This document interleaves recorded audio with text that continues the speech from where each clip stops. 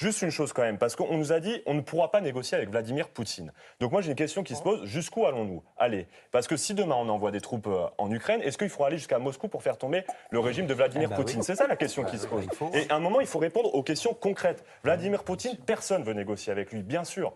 C'est un dictateur, on le dit sans aucune ambiguïté. Mais à un moment, on ne choisit pas ceux avec qui on négocie. Et si à un moment, il faudra se mettre autour de la table, comme vous l'avez dit en début d'émission, pour parler de paix, eh bien, il faudra mettre autour de la table Vladimir Poutine. Et oui, la France qui passe par Paris, n'a fait que ça, essayer de négocier avec Vladimir Poutine. Elle n'a Mais fait que ça. la différence sur la scène internationale, c'est que nous sommes en capacité aujourd'hui d'isoler Vladimir Poutine. Parce que sur la scène internationale, sur